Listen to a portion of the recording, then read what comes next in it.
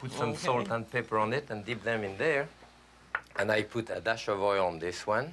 Can I use a little bit of your clarified butter?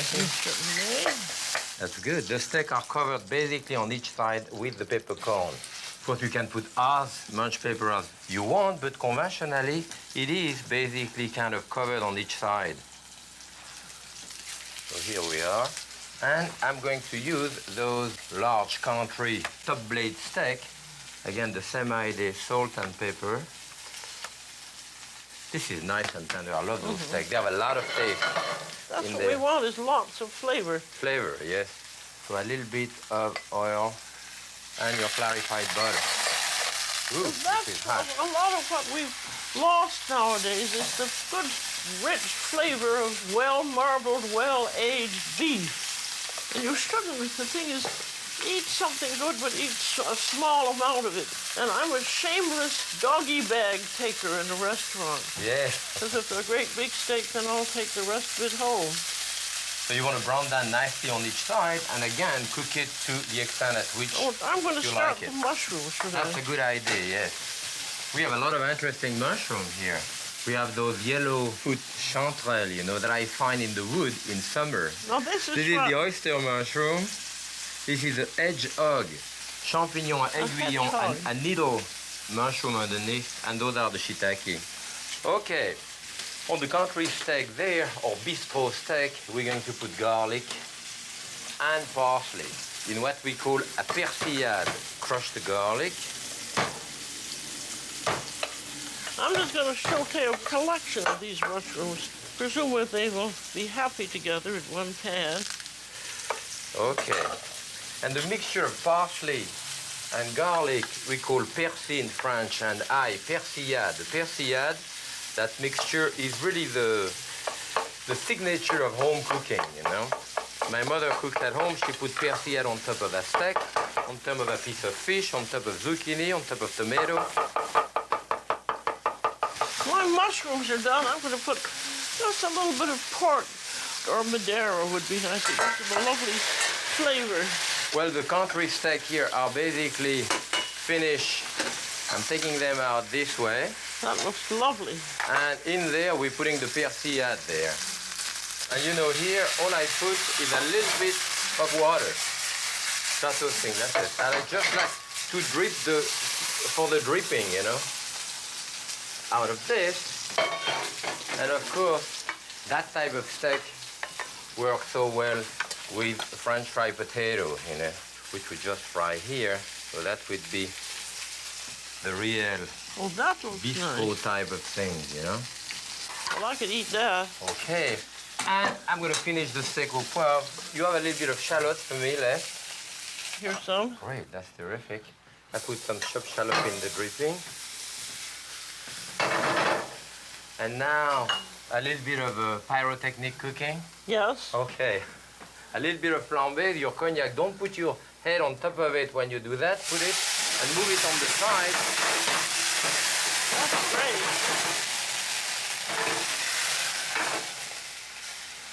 Actually, Jack, I'll tell us, for us home cooks, it's very dangerous to pour from the bottle because the flame can come right into the bottle, explode, and it will blind you. So wow. No, it will. So I think you should always pour from a ladle. Okay. So put a little bit of veal stock that we have done there, and maybe we finish that with butter. That's just a little bit, actually. Yes. You can swirl it around. Okay, we put it on the steak au poivre, and I think we can garnish it with the beautiful mushroom. Here, you deglaze that, you said, with a little bit of port wine, right? Mm-hmm. We put it there. Well, that'll give us a little tiny sweetness. A bit of parsley on top of this. And this is our watercress. That's good. Well, that's very nice.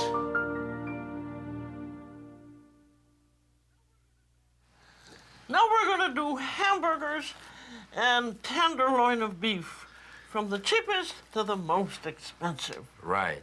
Jacques has a whole tenderloin here. Beautiful tenderloin, yes. Usually when we divide it, you cut the whole head like this, for what we are going to do, which is a big Chateaubriand.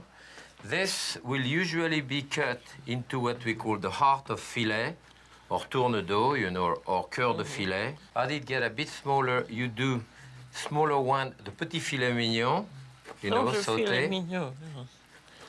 And finally, usually with the tail, you do a beef stroganoff, you know, sauté. So it's usually the classic way of dividing it. Usually the Chateaubriand here, you want to put it around like this to hold it a little bit, and we pound it,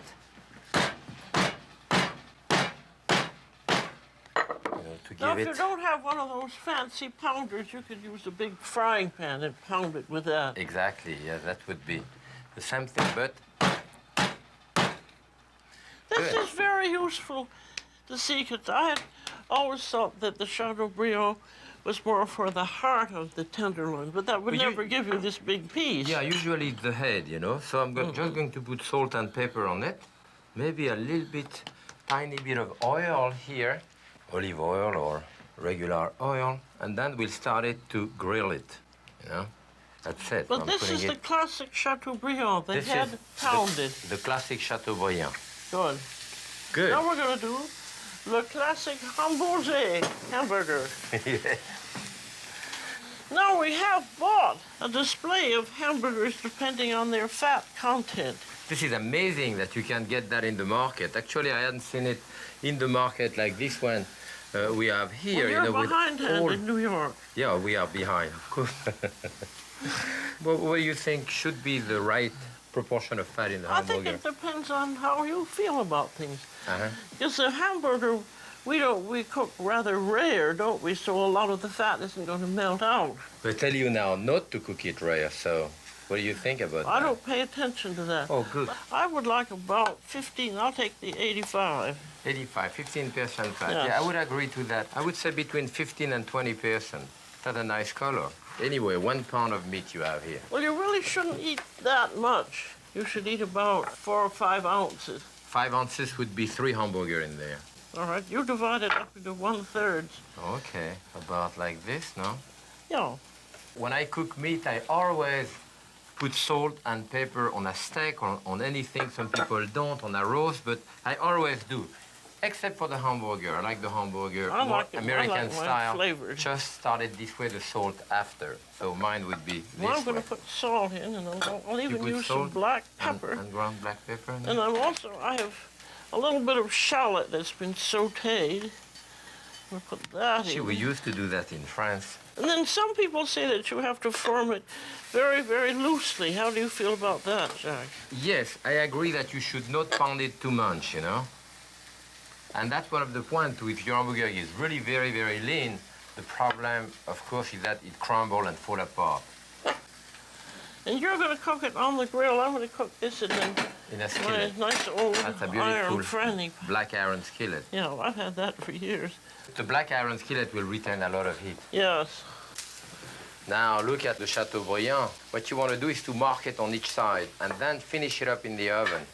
What happens is that as the meat cook, it kind of shrivel on the outside, and the myoglobin, the muscle tissue, get pushed toward the center of the meat. So at that point, if I were to open that meat, you would see that about half inch all around is gray, like overcooked, and all the center would be not even lukewarm, raw, bloody. So what you do, you let it rest on a low oven, you continue cooking, and it's nice and pink throughout. So the resting of the meat is very important. Always. I think it's about enough. Now it's very rare, of course. We are smoking the kitchen here. So Yeah. here it is. Yeah. I put it this way or that way, and I'm going to put that in like a 300-degree oven to let it rest, 275, then about 15, 20 minutes, you know.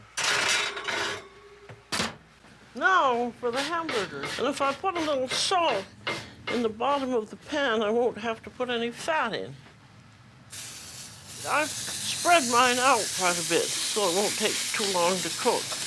And I put a little bit of oil on mine because not putting, and I don't like it flat, I like it this way. And yours is just plain. Yes. And especially a very important part of the hamburger, don't press it. People press it and get all the juice out of it. They often do that in restaurants because people are in a hurry. They see that it's not cooked, so they press it, get the juice out of it, but then you have a dry hamburger. So let it cook. How long will you take? Oh, it'll take about 2 minutes on Couple each of side, minutes on I each think. side. Yes, mine at least have lunch too. Well, I think mine is ready to be flipped. Whoops, very nicely. You see, without pressing it or anything, I can see that it's very juicy. Just the way I like it. Turn it over. That looks nice. Yes. And that cooks another minute on this side, right? During that time, shall we prepare the bun? Are you going to toast our buns? Mine, I like the Kaiser roll. I'd like that a little toasted on your grill, Jack. Yes, I like mine brown a little bit on the grill. I think mine's done, so I'm going to hold it up until my bun is ready. Oh, well, I'll give you that bun then. You want to put some cheese on yours, huh? Well, why not? Might as well put everything on. Okay. All right. Is my bun ready? Your bun, I think, is that okay? Well, that looks lovely. Okay, so I'm going to here put a it little is. butter on mine. You know, the best way to do hamburger, you go to the neighbor to do it in the neighbor so you can mess up the kitchen. If I do that at home, my wife will never let me in the kitchen again. Well, I'm going to take some onion. So you have red onion. Lots of red onion. I'll put the ketchup on. Do we want lettuce on it too? Well, I'm putting lettuce on mine. I have iceberg. Would you like some? Sure, I think that's the only kind you can use. Put the hamburger on it like that. That looks good. I'll put a little mayo. I'll put a little bit of that on top. I like everything on my hamburger. That sounds good. Now, what else do you think I should have? A little pepper? Well, you have I'll even use black pepper. black pepper this time. Good. I'll put a little more ketchup on here. Did you say you wanted a little piece of bacon? Sure. Here, I put some to warm up a little bit. Oh, good. One piece? I'll have 2 pieces. I love bacon. Here, this is a nice lean bacon. It's That's beautiful. Well, This mine is is ready. This is a yummy hamburger here. There we are. All right. So here I have mine. I brown it on each side. I have a lot of lettuce. That makes it healthy. I like tomato. Well, two I slices. forgot tomato. Oh, that's too bad. I have a lot of ketchup. You have a lot of other things. And red onion, classic way. Thank you. Then I put a bit of pickle. Do you like pickle in there? I'll have pickle on the side, I think. On the side, yeah. Which is good too. That's good. Okay. No. Always eat a piece of pickle when you do it. I think I'll keep mine at this. And I like to put the ketchup here with even a little more lettuce. I didn't And put a again, tomato in mine. I press it. Just put a Up. tomato in there. This is the top. Press it One like thing this. is, Jacques, when you get it so high, it's hard really to chew it. It's true, you know. It's so big. You have bigger eye than mouth, you know, most of the time. So I like to cut mine in half, you know, so I can at least grab a piece. Well, it's Like pretty. this. You might cut mine in half too. That's a good idea. Looks beautiful. Look at that. Isn't that nice? And now the best part of it, Is the eating? eat it, yes. Okay. Oh. Really That's good, huh? good. That's great. Mm.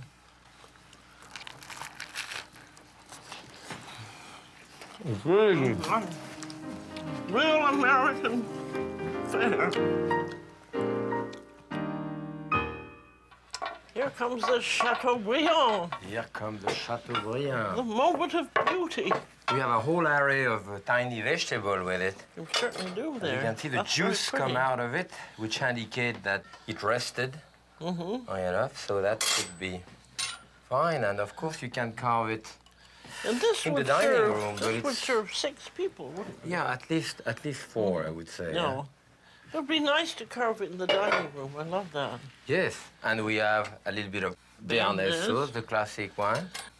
That's perfect. It's just right, isn't it? Yes, because That's nice and rare. It rested long enough, That you know. was a So it's good- rested long enough. You have When all that it juice smells coming out. lovely. Yes, and it's nice, as you said, to do it a little bit in the dining room sometimes. Oh, So, I think. but probably serve about 1, 2, 3, 4, 5. Yes, about 2 to 3 slices per person. But I think we had a great menu today. I think we did too. And we enjoy cooking it for you. We'll say bon appetit.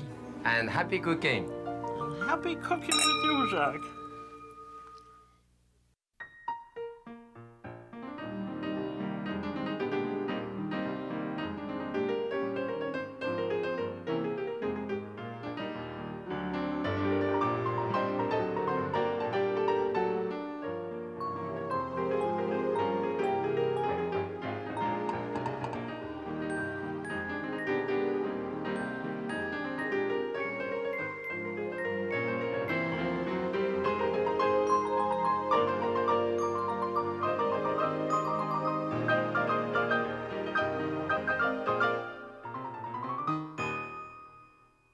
A presentation of KQED San Francisco. Today, Jacques and I are doing desserts, and Jacques is doing cup Suzette. Woo! Woo! And I'm here to see that he doesn't burn down the house.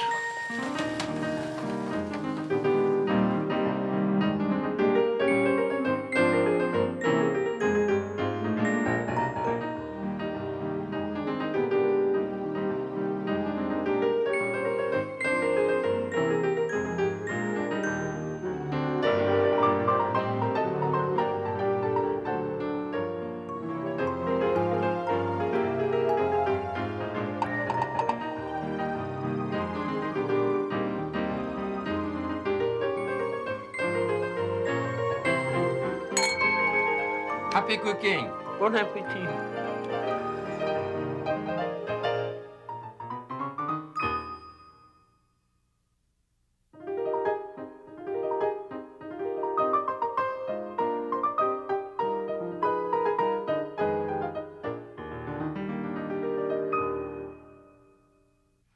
Now we're going to do strawberries in a sabayon sauce. This is a really good dessert. Oh, yes. Delicious. We need 6 egg yolks. I'm going to point out here that never take your eggs and leave them out in the kitchen like these. These have just come out from the fridge. And as soon as we're through, they're going to back into the fridge because bacteria can multiply at room temperature. So don't forget that. Okay, how many egg yolks did you say you wanted? We're going to have 6. 6, okay, so that's 4. And this is Jacques' special way of doing egg yolks. I'll break them and you grab them, right? So this is one way of getting yolks with just Okay, about yeah. no white in them. You have to do some too with your impeccably And this is a real clean. Sabayon online copper. I mean, this is a great specialty of Italy, and we're going to do it actually today with marsala. I'm putting my hand in it too. Well, After all, you know, I don't want you to have fun by yourself. impeccably clean people. Okay. One way this is good too that you don't break the yolk, Yes, so of that you're course. not ruining the whites. If the yolk is broken, then we have problem, but we never break yolk. Nope. Okay, Now you're going to put in the marsala. here is your marsala. How much do you you going to want? have? You think about a cup? A cup, yes. That's exactly a cup. That's exactly a cup. Now I'm So going to put this over hot water, and I'm going to beat. And while I'm beating until it slowly I thickens. think we need a little more. Yeah, that's Okay. good. You can always add another egg yolk. Yes, You're going to do the strawberries, and you're going to beat some whipped cream. that's right. So I'm going to whip a little bit of cream that we can put at the end, or sometimes you do, sometimes you don't. And I'm going to put about a half a cup, 3/4 of a cup of cream with a little dash of sugar, maybe a tablespoon and a half or so. So we are both whipping.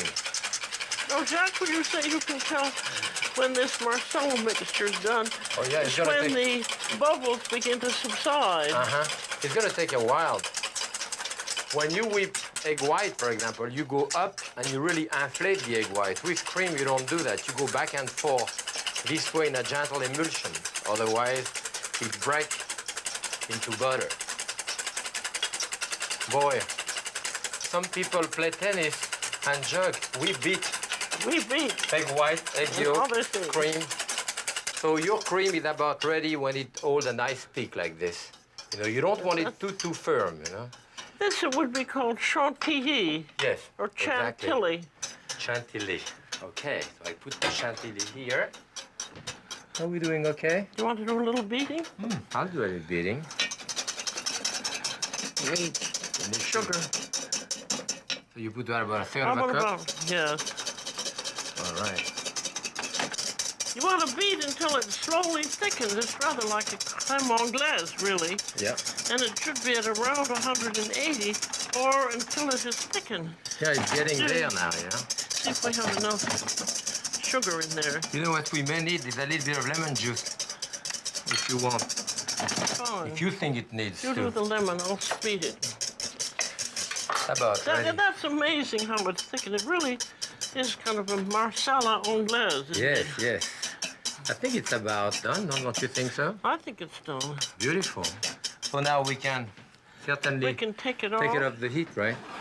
So what we have to do, you have to help me water the strawberry. Now, have we washed the strawberries? They have been very, very carefully washed. No, And drained. you always wash them before you take the stem out of them. So those have been washed, because otherwise you have a hole inside and the water tends to go inside. And you know, we could season that with a little bit of sugar and marsala, this. And that could be served actually on a recipe by itself. Huh? But you want to do that with lemon juice? I think a lemon juice would be nice. Yeah. There's still some. We don't need too much, I guess. And this, of course, you would want to do that a little ahead, you know. And if this had been marinating or macerating for an hour or so we're going to do a gratin here. We're going to do it two different ways, right? And I think for the gratin, I'll put a bit of whipped cream, and for the other one, we won't. So here, if you give me a little bit of this, like this, you see I had that nice, beautifully thick. And into This is lovely the way it's. You wouldn't have thought that it would thicken up this way. we could add a little bit of whipped cream in there. It is often done, particularly if you let your sabayon cool off, then you combine it with the cream like that. It makes a richer, more beautiful. See, that's good. So you want to test it now? Yes, I do.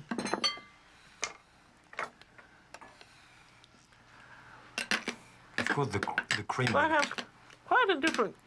It's sort of richer and Yes. smoother and nicer. And the reason he puts the cream in so that he can gratinate it in the oven. Yeah, that's glazed beautifully. I leave the door open here so I can look at it. And then we can start on this. Shall we put, you want to put a little bit of that on top? Okay. That's beautiful glass, isn't it? I'm putting on only just enough so that the strawberries show and you can know what it is. Yeah, and you That's can lovely. serve so. Shall we put a little flowers on top here? That's pretty. I guess that you couldn't put that glass in the dishwasher. No, I don't think so. No. Let's see where we're at here. Okay. You have a nice, you know, crusty Oh, little gratin that's like that. lovely. Would you like to taste That one would of those? be huh? nice. I would. That's hot. That's hot. It's awfully good. Well, what's next? Oh, whoa. Yes, okay. We'll We're do going that to do too. crêpe Suzette.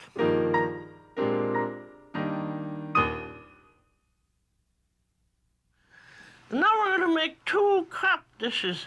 One of them is a Suzette and the other one is a gâteau. Yes. They're both using the same batter. Uh-huh. So what we need is 1 cup of flour, and we need 1.5 cups of liquid. It's going to be half water and half milk. You have to have 1.5.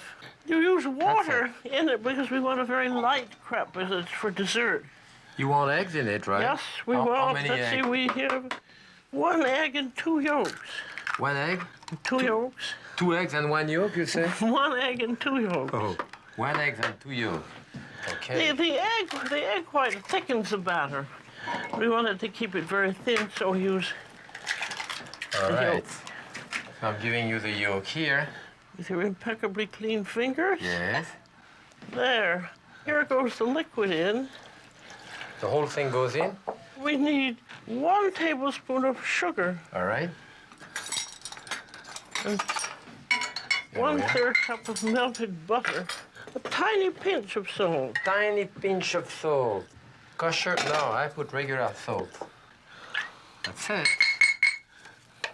That's all there is to it. Yep. Probably enough. That's it.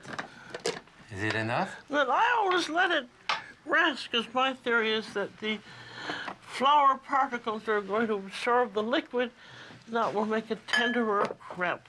It has a nice consistency. Look at that. Yes, Beautiful. that's very nice. Well, the nice thing about when we start making them, you make one or two, and if they're too thick, just beat in a little water. Yeah, well, as long as we have the machine, we're going to do the Suzette butter. Oh, that's good. So we're putting about 2¼ stick of butter. This is a We'll do real enough. diet dish, as you can see. Yes. What I want to put in there is the rind of the orange, and I use this. That's a nice little machine, isn't it? Yes. You see, the rind stay almost attached to it, you know, so I have to go... Because you don't want any of the white pulp in it. No, you don't want the pith, No. you know, the white underneath, which tend to be bitter. It's really in the surface of the skin that you have all of the essential oil, you know. And that has such a wonderfully orangey smell. Hasn't Yes. Now we're going to put the juice of the orange. The juice of those 2 oranges should be about... Okay. You want to press it in this? I'll press mine here. Okay, so I have like probably 3/4 cup of juice here. And I put all of that in there. And a good 1/2 cup of sugar, I would think, here. Maybe a dash more.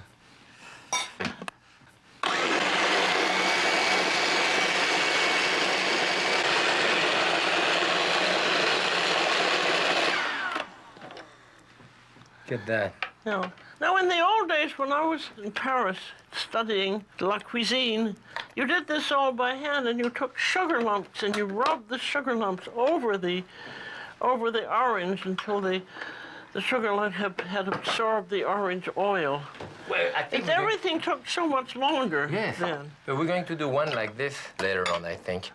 But it is amazing here, considering that you have about 2 sticks of butter, Dashmo, and I have almost a cup of liquid. And to incorporate liquid into butter is very difficult. And the machine has to turn extremely fast like that to get that type of emulsion. So now, shall we make our crepe? Yes? Okay. Now we have 2 different pans. They're both non-stick. This is just an ordinary non-stick frying pan shape. And yours... It's more of a crepe pan because it has a shallow side, but it's the same type of non-stick. This is bigger, it's about 9 inch, and yours And this is about 6 inches. 6, yeah, right. You know. So, shall we start? Yes. And this is about, what did we say, about a quarter. About 1/4 cup, yes, you put there. I want it very thin, so I'm turning it all around. Yeah, it's very important to stir it very fast. And we have a beautiful crepe here, as it cooked, because the side here is the crepe dentelle, Lacy. the lacy. I'll put mine too. Now I'm going to wait And until... it has to brown a little bit. It's important to put it on this side here, not in the center, and move the pan.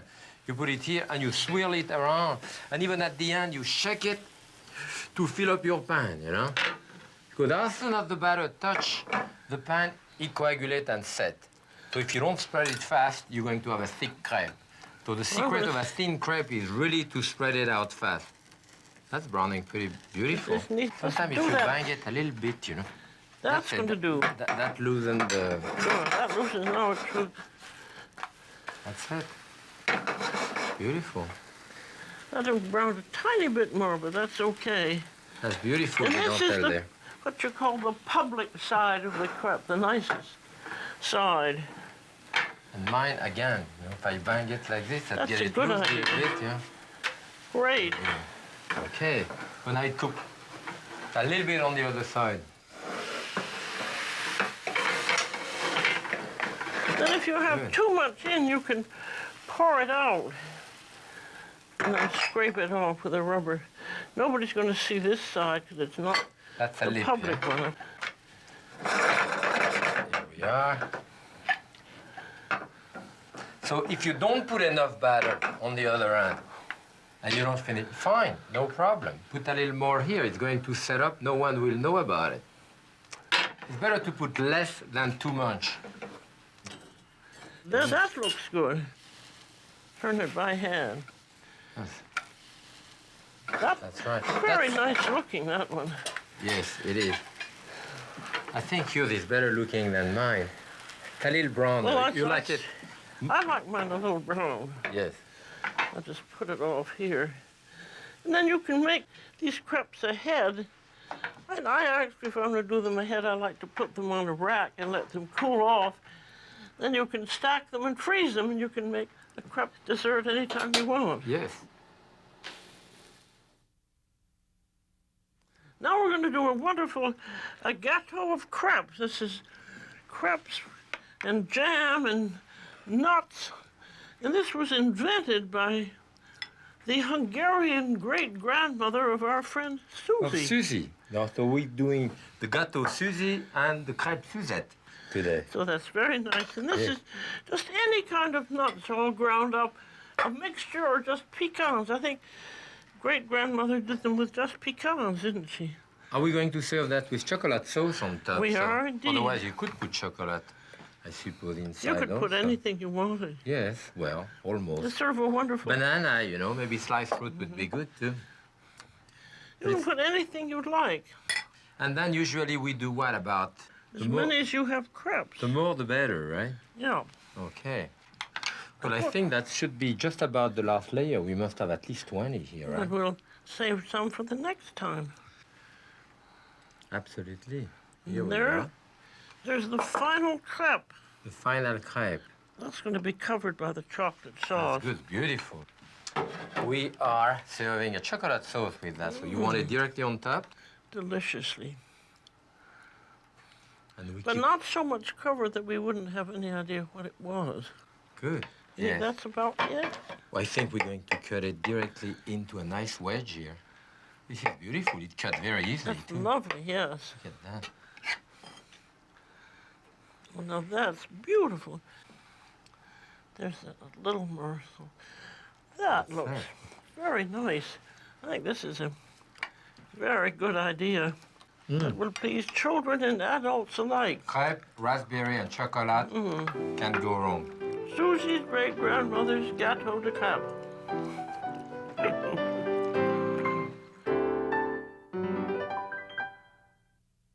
Now here's our grand finale, the crepe Suzette. I think these are my favorite. Yes. I just adore these. I tell you, this is a very nice way of doing it. We're putting that, of course, this is a stainless steel pan that can go into the oven. Put them on where And you we like. fold them this way. We put them This on is top. our orange butter. Then we spread that in the And this middle is of it. your invention, and I think it's a wonderful one. This is I don't know how if you it's my can do them. invention. I don't even... do them again, do them Remember. ahead a little bit. Yeah, beautiful. Look at that. They're lovely. Those are really large crepes, you know, so many people would give one of those per person. I think I And would as you have 3 or notice, 4. too, that I'm putting it on the non-public side of the crepe. That's right. They're so, They are thin, yes. so thin and elegant. Okay.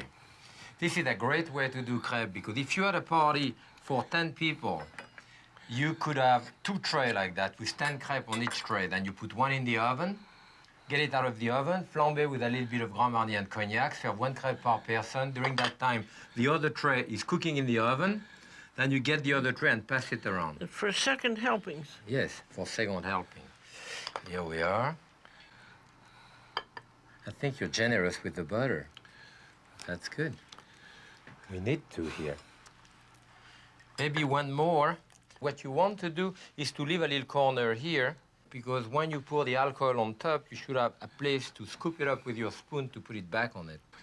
Those are That's it. lovely, delicate, thin crepes. I Thank think. you.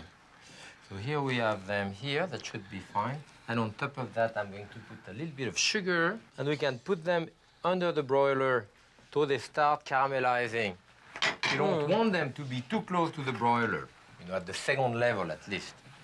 They're going to take 5-6 minutes right there. Good. And during that time, are we doing We're going to do the conventional.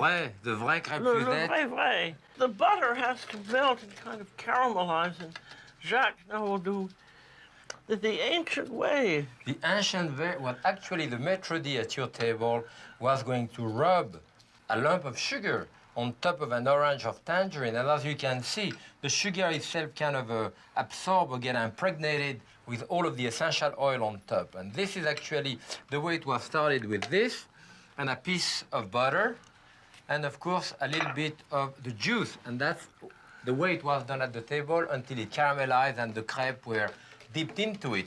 Our modern way here, where all of the butter is incorporated, it's of course easier, you know. I think that I'm going to check my crêpe in the oven. Now I think I'll take this one out, show them the caramelization, and if actually I had done it in a hot oven, I wouldn't even have to put it back on the stove a little bit. And this is the time. Oh, you say you want to put it in there, right? The reason for this is that it can be very dangerous to flambe something out of the bottle, because the flames can go right into the bottle, which can explode. So this will go there. That's lovely. And of course, you should bring it to the table like this, shaking it a little bit, and taking some of the juice, pushing it back on top of it. That's a very nice way of doing it, I think. Pyrotechnic cooking. Mm-hmm. But it's particularly if you're going to serve a whole lot of people, this makes it much easier. It's a nice way of doing it. Mm-hmm. I'm going to put it here. Are you soon to be ready? We can dip the crêpe in, yes, you I think we can. Do you want to dip them in? I tend to do it this way so that I have some on this side, then I fold it in half so that there is some inside. And then I fold it. You fold it, of course, into the correct way, right? The table. So this way. I really think this is a marvelous dessert. I always think, oh, that old saw, crêpe Suzette, and then every time I eat it, I think, gosh, this is the way to go. Yes. Here we are. It's much nicer with two people, isn't it? Yeah, that should be good. But you can see inside here that it's starting to caramelize, so we turn them on the other side. But you know, this is the real crêpe pan that you have here. I believe that this one is lined up with silver. I think it's copper lined up with silver, the old style, you know? Now time to flambe. Now time to flambe. I'll give you the matches. Okay. You pour in the liquor And the and all. mixture is usually a Grand Marnier, which actually is already a cognac or a brandy with an emulsion of orange in it. And then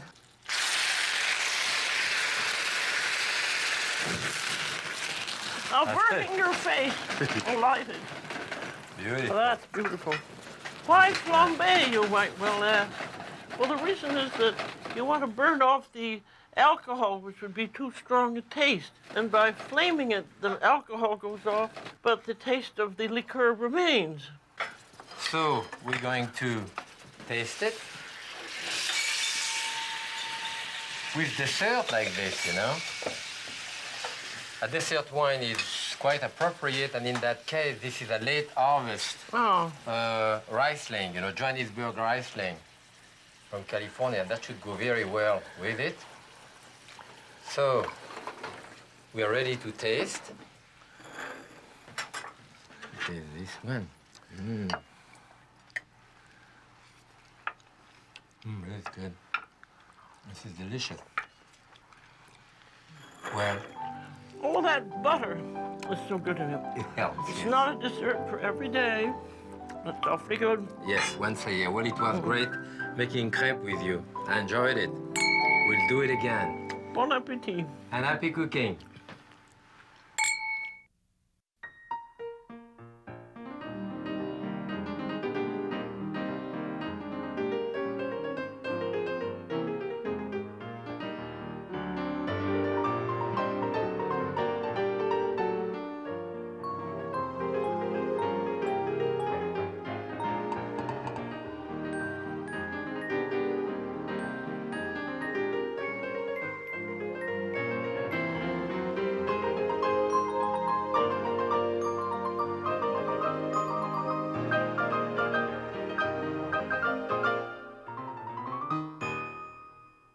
A presentation of KQED San Francisco.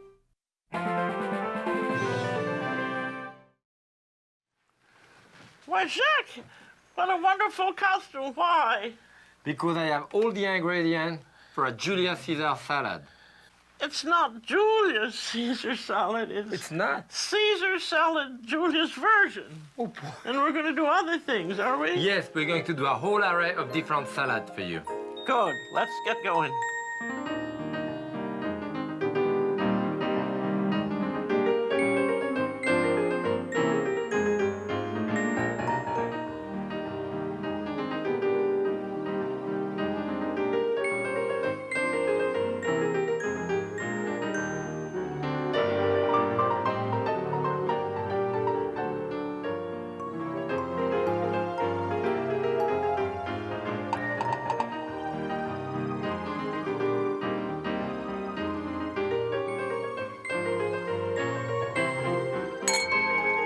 Happy cooking. Bon appetit.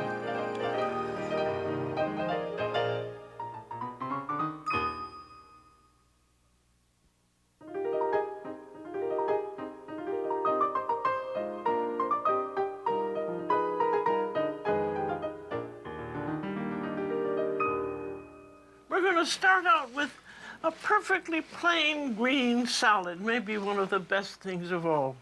I agree entirely with you. It used to be that 20 years ago in the supermarket there was two salads, romaine and iceberg. Now you cannot go to a restaurant until you get like 15 types of green, right? Yes, which they But mix we're all doing up. minimalist cooking here, one salad. And this is the Boston lettuce, I think one of the best. The first thing that I do, removing a couple of the leaves if they are really wilted from the outside. You can keep that for soup. And then I remove the core of it. And this, frankly, I usually chop it and put it in my salad, you know? So I slice it. Don't waste a thing. That's Slice very it coarsely, I put it in français. water. Now, on the other side, at the first layer, you remove the top, which is a bit tough, and on each side of the rib.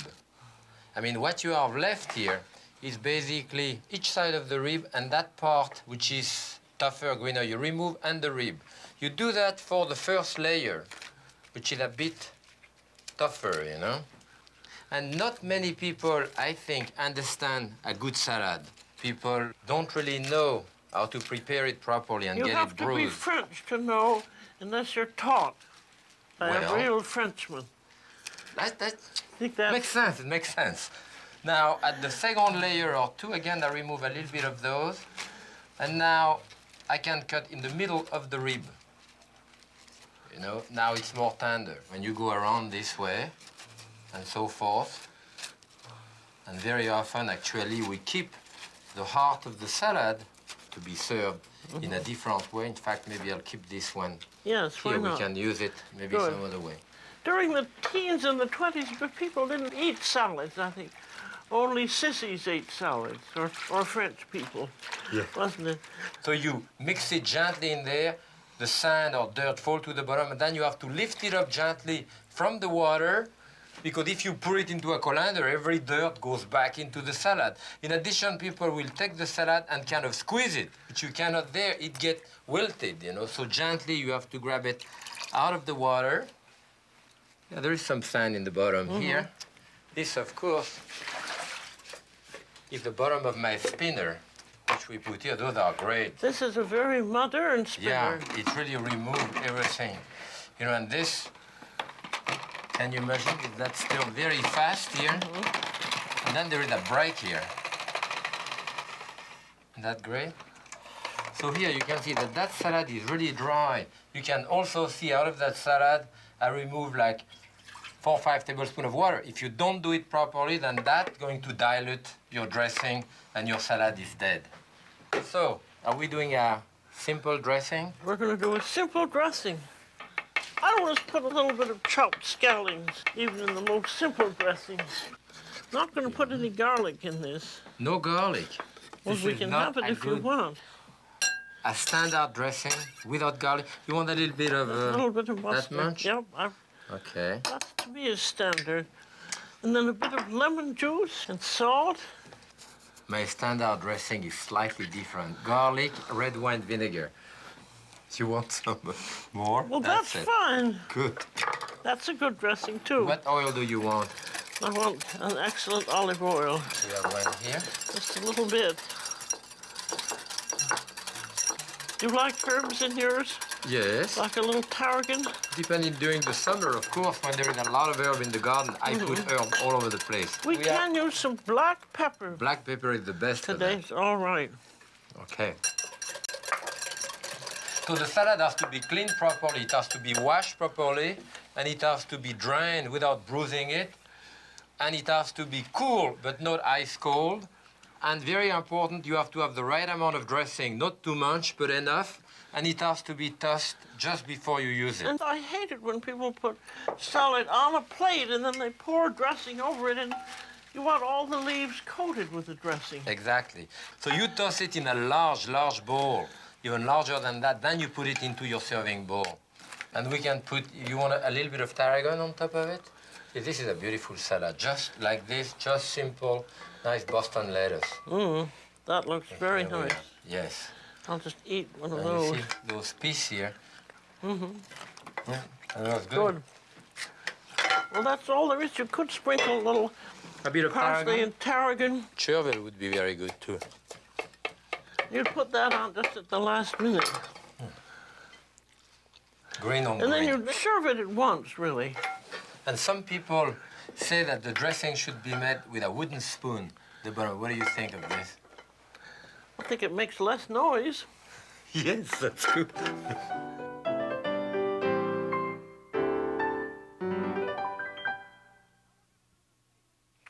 Now we're going to do the famous Caesar salad.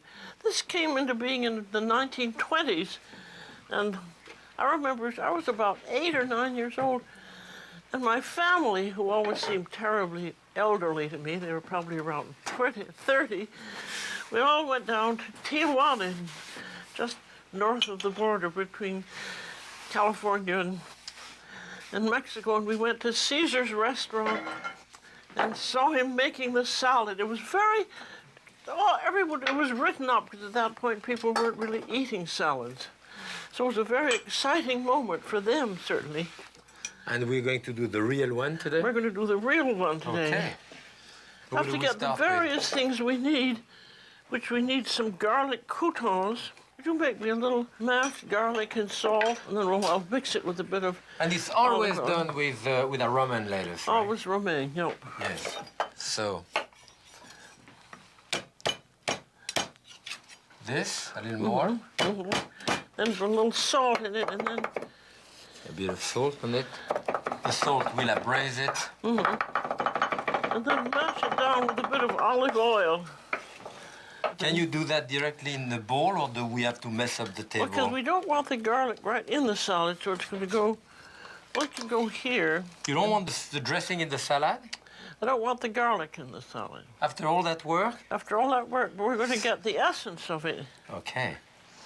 I'll put a little bit more, and we'll stir it about, and then that's going to go into this little frying pan. And we're going to saute the croutons. Oh, this is the way it was done by Caesar. Now we're Through going to this? strain that into there and press the juice out of the garlic. Okay. We press the juice out This of was the the garlic. idea, was that people were to bite into pieces of garlic. But it's such a puree of That's garlic fine. at that point. That's perfect. So here, you see the bottom part here? No. Next, Next, I'm going to saute the croutons in this so that they're just gently flavored with olive oil. so those croutons, we put a little bit of melted butter on dice of bread, toss it gently, and then put it on that tray in the oven until they brown nicely like this. Okay, so this Now we is the can base. take our hearts of romaine. You would remove a little bit of the green here. Then you take all the outer leaves out. We just want the hearts. Or you just want the white part. No, Yes, we have beautiful heart in the center here. no. All of this Nope. goes in there. And those have been washed, of course, Those are removed from the washed water and ready and properly drained and all again. ready. Now we're going to toss this with this delicious olive oil Okay. and a bit of salt. Will you toss it, Yes. please? This is a nice green virginal. I can see the color. That's a you know. lovely oil. Yes. And I want a bit of lemon in it. We can put the lemon juice right through our... Okay. that's about it. And now, did we put the salt in yet? A little bit. I put a little bit of A salt. little bit more. Okay. This way. And interestingly enough, because I had a long talk with Rosa Cardini, who was Caesar's daughter. Oh, yes. And she said they'd never had any anchovies in it. Never? So do you Never. want some anchovies? No, because Oh. she never did it. And the surprising thing was he had an egg in it. It's a 1-minute egg. But this was to give a creaminess to the dressing. A little pepper can go in now. Okay. You White? can put in black. Black. Good. Good. That is exactly 1 minute. Now, Now what happened? this goes in.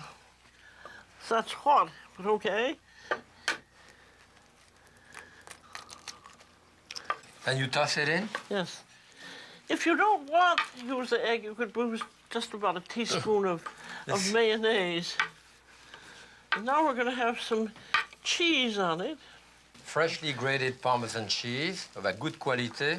This is a Parmigiano Reggiano, huh? Yeah. Then in go the croutons, What? and then we eat it. Here come the eggshell. Oh, that's good for you, calcium. Well, it shows people we use fresh eggs. And this on top, that's beautiful. But I think with using eggs, be very careful where you buy them. Make sure that they're always refrigerated. They should be hot out of the hen into the refrigerator. Then you keep them refrigerated all the time. You don't let them sit around. No, Any that's herbs the in end. it? No, No herbs, nothing? don't toss anymore. Not? Okay. No, we eat it. That's it.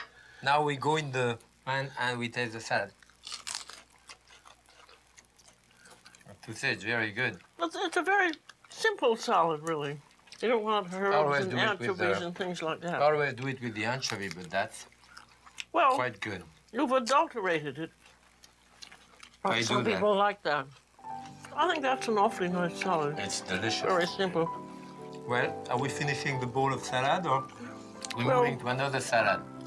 Now we're going to do several other ones. Yes, we're going to do potato salad and a classic salad niçoise. Now we're going to do an American type potato salad. I used Yukon Golds here, or new red potatoes, and they've just been boiled until they're just tender through, but you don't want them overcooked. And I've just cut them up. And then we're going to add various things to it. Some Chopped onion. chopped onion, and I have some chopped celery. This is very much according to your taste. And then, Jack, would you Crumbled bacon. crumble some bacon there and This is chop it up beautifully fine? cooked, yes, with pleasure. All of it? Yes, I think so. And then if you're going to add hard-boiled eggs, which I think are awfully nice in the salad, get one of these egg slicers and This is a put great it trick two to cut the ways. egg, yes. Here, You want to be sure I'll that open you it for don't- you. And you put it the other way, right? the other way. And it does a And here perfect it's- chopped egg for an egg salad, you know? That's great. And then we have some chopped chives, Chives, of course. little chives. They're always Yes. nice with it. Sure, I put a little Don't want chives in too it. many. I think that's That's it? about enough. That's it. That's fine. Are you putting And we need one, one pickle? I think one dill pickle. Oh, and Some people like coarsely sweet chopped? pickle. Or? Oh, fairly fine, I think. It could be either sweet or dill, whichever you prefer.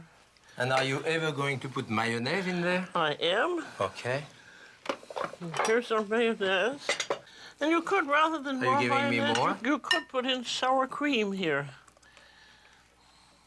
You don't want too much mayonnaise. Here is your salt. And we put some white White pepper in there? pepper. Good. And you want, I suppose, to toss it gently enough. You want to put all your seasoning before you toss it, because if you keep tossing between each of the seasoning, then you'll end up with a puree of potato, Which we don't want. which we don't want. Now let's see, it should be perfect. And I think we should make the salad somewhat ahead, about That's an good. hour or two ahead. I think that's Very enough good. of everything. Delicious. I love potato salad. I do too. Shall we dress it up? I think there is a bit of red leaf lettuce here. You think would work well with it? Beautiful color here. It's amazing the amount of salad you find in most supermarket, which years ago you couldn't get any of those variety of salad. That looks good. This is every people's food, you know, potato I salad. think potato salad Yes, is one of the favorites. that looks great. That would be a serving for one. Yes. FP one. Maybe two. Maybe two. Good. And a little piece of red pepper on top. A few. Be careful of the red pepper because it'll bleed into the salad. We would just put a couple of pieces on Yeah. top like that, just for effect. You think that's all we need? That's beautiful.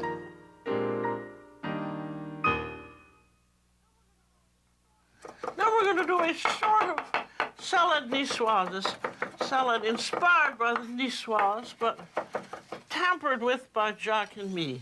Yes. So first, I'm going to show you how to do a very fast vinaigrette that you can have. You see, I have a bit of garlic. I put mustard in it, black pepper, salt,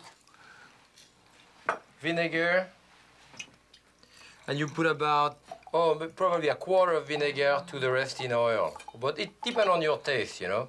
Just mix it this way. Take it, shake it, and then you have a vinaigrette ready in your refrigerator, you know. So we're ready with this. That was fast enough. good. So, in our salad niçoise, the classic, what are we going to have? We're going to have red onion. You want to give me the green pepper there? Yeah. And maybe the green pepper, if you put it in there, it's a good idea to peel it. You know, and if you have a good vegetable peeler, you start this way, then you peel it all around. Now, as you can see, there is some area that the vegetable peeler doesn't get into. Like here, where there is a pleated end, you know? They are much better this way. So what you do, after you've done that, you cut it in the pleat here to separate it this way. So that now, when you have your fourth side, you can clean up the side here with your vegetable peeler. So they've been sliced on all sides. You want to slice those? Okay. You want them crossways or Well, lengthwise? just the way you want, doesn't matter. I'll go crossways.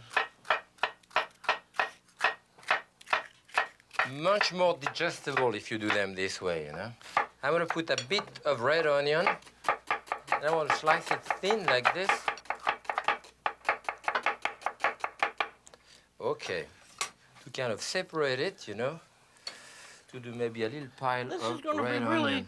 a composed A salad compost salad, exactly. rather than a So niçoise. shall we arrange this around? All right. We mix our tomato here, some tiny yellow tomato and red one, you know, which are really beautiful. We And have the again- green beans, and I think that they should be seasoned first. Where is your dressing? Well, Here it is. the vinaigrette is it, but I'm going to put vinaigrette on the whole Well, thing, I right? really like doing them separately because then you're sure that everything is should. properly seasoned. There are the beans, nicely done. Well, we have your We have some lovely. string beans here, maybe here and there. What do you think? Shall we use several type of olives? Just some green and some black, I think. Okay. I mean, this is really country Mediterranean type of thing. You can use basically anything you want. And we want the HB eggs. Okay. 2 of them have. And then I like putting a little A little bit of mayonnaise on top. mayonnaise. Okay. About the anchovy fillet. I think the anchovies across them is very nice. So I'm going to use first the oil of the anchovy fillet here. This is a whole And can, since those are small. There's some people who don't Small like stuff. anchovies. It's too bad. Don't put it on. I'll put them across like this. Yes, That's a I good think idea. that's nice. As you can see, you can really be imaginative there and create your own salad in one way or the other. And the last one, that's good. We should Now spread we should this have out. a little discussion about tuna fish. because of the people that are so afraid of fat and oil. They have influenced the tuna fish people so that we have tuna packed in water.